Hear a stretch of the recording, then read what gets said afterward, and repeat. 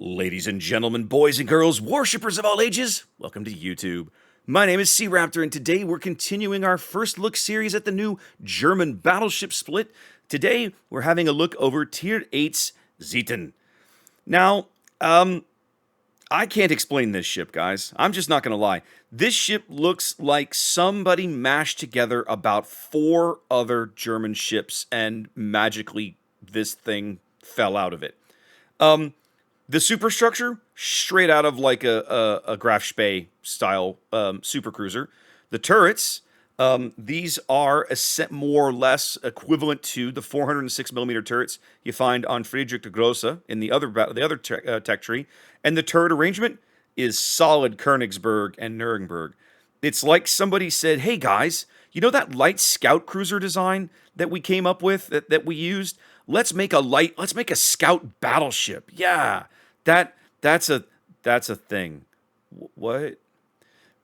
This is unquestionably one of the strangest looking battleships you were ever going to see in World of Warships, guys. So let's dig under the hood here and see what else we can try and discern about this ship. Now, Zieten is entering an incredibly crowded field. She will be the 23rd Tier 8 battleship in World of Warships, and well over half of those are premium ships. Zieten will only be the 9th tech tree Tier 8 battleship. So that means the other 14 Tier 8 battleships available are all premium ships. So she has some stiff competition. She better offer something really interesting if we're going to entice people. Otherwise, she's going to go the way of Vittorio Veneto over in the Italian line, a ship that people look at and go, "Oh, I'm sorry." So let's see what we got. First things up, survivability, 62,900 hit points. Yeah, this is not amazing. I mean, it's not worse than Tier, right? Odin retains this title, followed closely by Brandenburg, who is not quite out yet, but I've also done a first look video on. Brandenburg, 58 and change, almost 59,000. Champagne, actually on the bottom end, 52,600. So basically, Champagne and Odin are kind of, high-fiving each other for the low end of this scale. But we're not that far ahead of them here. Now, at the same time, she's got some contemporaries that, this is not outrageous for a Tier 8 battleship. North Carolina, 66,000. It's only 3,000 points difference. Kansas, 67,000, a 4,000 point difference. So it is a little mediocre feeling, but it's not worse than Tier. So this is one thing that the previous battleships in the line have definitely felt a little lacking, as they're a little low on the HP side. Finally, here at Tier 8 Zieten, I don't feel that way anymore. Within 3,000 hit points, I mean, out of 60,000, you're looking at a 5% difference. That's not catastrophic. 23% torpedo protection, average. Very, very average. There's some standouts in this tier, as you would expect. The South Dakota class ships, Massachusetts, Alabama. Obviously, Amagi is a standout, 43%. Flandre, bizarrely, a standout, 44%. Kansas, 40%. But the overwhelming majority of Tier 8 battleships come in this mid to low 20% torpedo protection. So does Zieten. Armor layout. All right, let's see what we got going on here. Okay, so we've finally moved past 25 millimeter extremities now up to 27 millimeter extremities. So Zieten has essentially the same bow armor as a Baltimore class heavy cruiser, just to pick one easy example. With the exception of her bow strake, 60 millimeters all the way to the bow now. And that's, again, we've kind of seen this strake get a little thinner over time, but it's all these ships have had it to some extent. Belt armor starting here forward of the forward magazines, 250 there, 350 there, tapers down to 360 once we're below the waterline. So the main belt looks to be 350 right here at the waterline. Just above it, 250, 170 here on some of the casemate. We actually do have some casemate guns here up forward. Zieten is this weird mix, and we'll talk about this when we get to her secondary. Her secondary batteries, some of her secondaries are on the deck, some of them are in the casemate. It's this kind of hybrid design that way. It's very strange. Let's have a look at the Citadel. First off, turtleback. Does not appear so. No turtleback. Okay. Very, very, fairly well protected Citadel. Very long aft magazines, 2 forward magazines. All right, that's not unreasonable. It's kind of what you would expect, I would think. Let's have a look at it again here. She retains that spaced armor configuration we've seen on most of the other ships in this line. So you've got the belt, there's an air gap in here, and then the actual Citadel walls. However, when I turn the casemate armor back on, there is no turtleback. So just kind of keep that in mind. If you're going to brawl with this ship, the Citadel is below the waterline, so that's decently protected. Her belt armor is pretty stout. 350, I mean, 350 millimeters for a belt armor, that's better than Bismarck. I mean, that is actually, Bismarck's belt is only 320. It's not best in tier, Vittorio Veneto, Roma, both kind of run away with that, 375, but like, this is not bad armor, guys. This is not bad armor. Somebody in the comments, one of my other videos, was talking about how the Germans took a very different approach to battle cruisers than the British. The British basically went for a down-armored, faster battleship, armed kind of thing. The Germans tried to kind of go for like a better protected cruiser concept. Take something with cruiser speed and kind of cruiser-style guns, but put better armor on it. And you can definitely see that better armor philosophy throughout this line. Most of these ships actually have pretty decent belt armor, which explains why they're kind of classed as battleships. If I were speculating, I would speculate that should we ever see a British battle cruiser line come to the game, many of those ships that might actually be a third cruiser branch, whereas the German ones would remain treated as battleships. Personal opinion, but we'll see how it goes. All right, maneuverability and concealment. 31 knots. Again, not best in speed. I mean, not best in tier speed, but I mean, it's not bad. It's not bad. I mean, the French obviously dominate this category, right? Champagne, Flandre, Gascogne, Richelieu, all faster than this. Bismarck, also 31 knots. Borodino, hilariously, a little faster than this over the Russian premium. But most, Constellation, obviously, faster than this, 33. Still best in tier. Well, not quite best in tier, but still quite up there. So there's quite a number of tier 8 ships that are faster than this. I'd say probably maybe, 6 or 8. 6 or 7, but this is on the high end of things. So it's nice to see she retains that speed. 820 turning circle, pretty good. Auto maneuver better. This is a little better than Bismarck's. And 15.3 on the turning circle, on the rudder shift. Also, fairly middle of the road. Lots and lots of tier battleships with a 15-ish second rudder shift. Nothing to get excited about. So one thing I want to point out while we're talking about this is the kind of the overall length of the ship, right? We're talking about the 820 meter turning circle.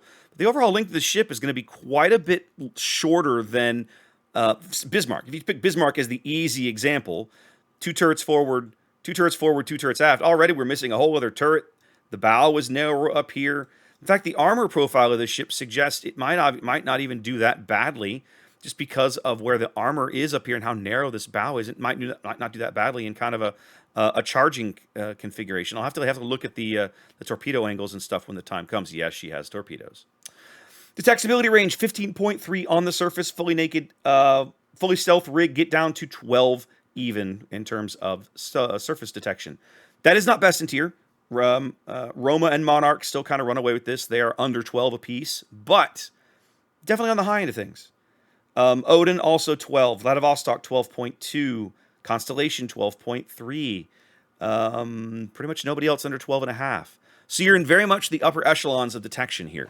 You are not the stealthiest battleship in the tier, but you are one of them. And with that speed and that stealth, you can probably use that to her advantage on occasion if you position yourself smartly, let's say.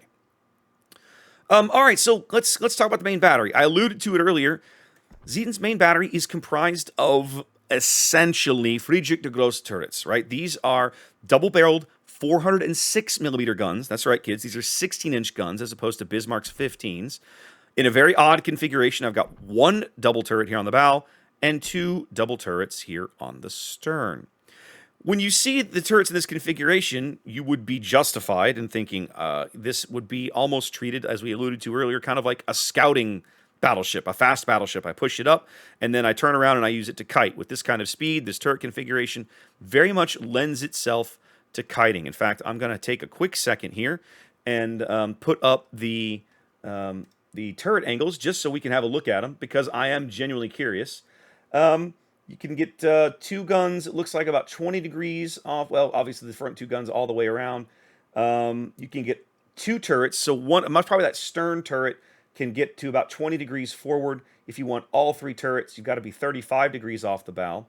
If you want all 3 turrets facing aft, it stops at about 145 degrees. So yeah, so 35 degrees fore and off the starboard side, fore and aft, you can get everything after that, for example, on the aft, if you're just doing a straight kite, you're stuck with just the 4 rear turrets. So not as good as I would have hoped, but that's not really surprising when you kind of look at where this turret is. This forward turret would probably need to be farther forward to get a better firing angle to aft. Where it is right now, snuggled up next to the superstructure, it's going to be severely limited by this angle here on the superstructure.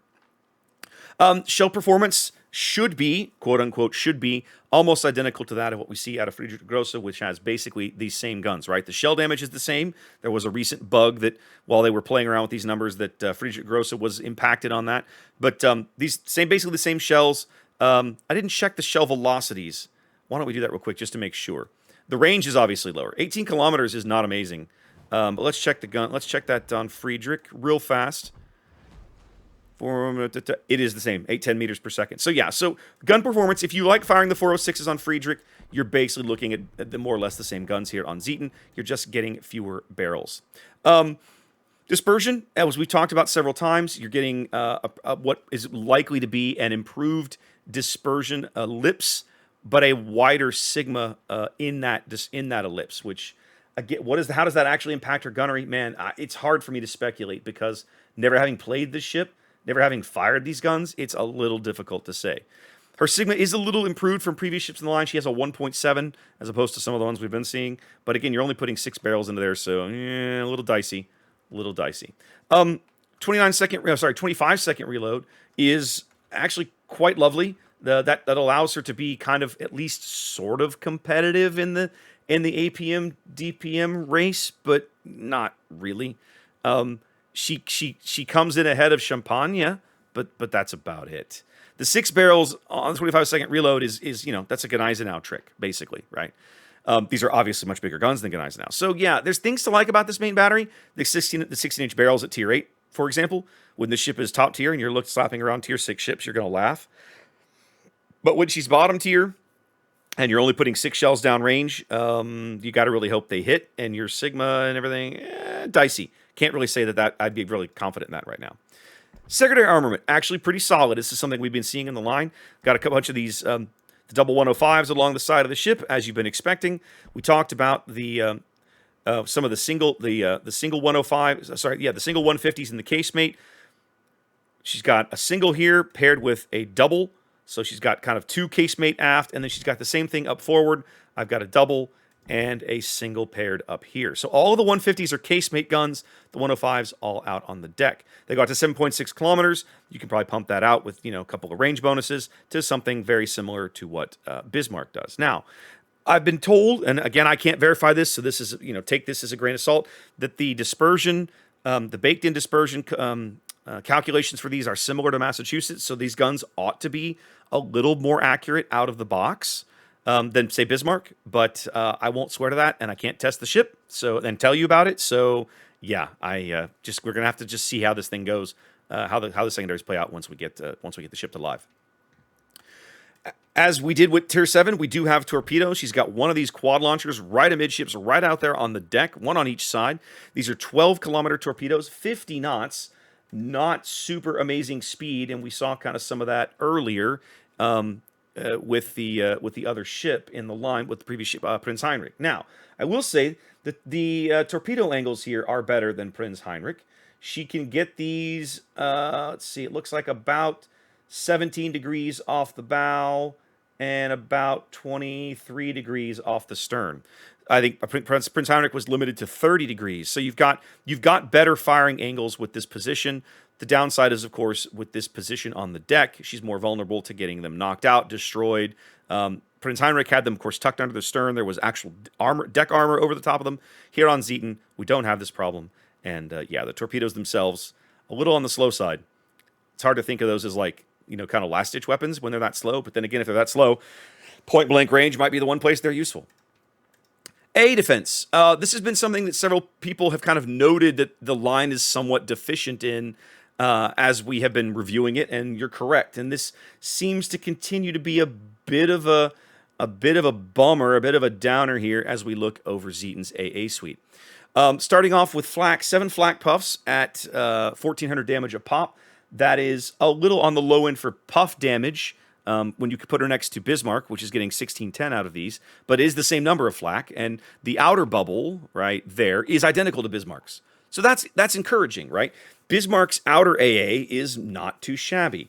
Zieten, her middle ring is quite good, quite punishing on the back of the 30mm mounts here. She's got quite a few of these around. That makes up her middle ring out to 3.5 kilometers, or sorry, 3 kilometers even at 357 DPS. So the ring itself is a little shorter than you might wish, not out to 3.5, but the DPS is basically double that of Bismarck. The difference is that Bismarck has an inner ring, and Zieten here, as you can see, does not. Now, I'm not going to lie, as someone who enjoys shooting down planes, when you tell me a ship doesn't have an inner ring, it doesn't bother me. I actually kind of don't mind that, because it means that most of that DPS probably got put into her middle ring, and that is the case here in Zieten. The overall DPS is a little lower than Bismarck, a little on the low end compared to most of her contemporaries. She's not Champagne, which basically has like effectively no Tier 8 anti-aircraft fire. She's a little ahead of that. Planes will know they've been in a fight when they come across this ship, but she is not, you're not looking at, this is not American levels of AA. It's just not. All right, having a quick check of the consumables. Yep, as we've been seeing with the line, the fast damage control team, so the Russian-style repair party, means you're definitely going to want the Tier 4 Battleship Commander skill that'll give you an extra charge of that guy. Standard repair party, and now we're up to the Tier 10 German cruiser Hydro. Normally, you only get 6-kilometer Hydro, I think maybe at Runes, certainly at Hindenburg over in the cruiser line. Now here at Zieten, where, of course, Bismarck gets the, I believe, 5-kilometer Hydro over for her. Here at Zieten in the alternate line, we're getting 6-kilometer Hydro. Really, that's quite lovely. That's quite lovely. So definitely this is an asset the ship has when she's pushing. I could see this ship doing a push, pushing into a smoke cloud or working a flank with her speed. The difference is that she does have less firepower than some battleships you might want to execute that push. Certainly less forward-facing firepower. She's going to have to expose more of the ship to get all her guns to action, and that might not always feel comfortable. Anyway, guys, there's our first look at Zieten. Hope you enjoyed that. Wash your hands, be safe, and I'll catch you next time.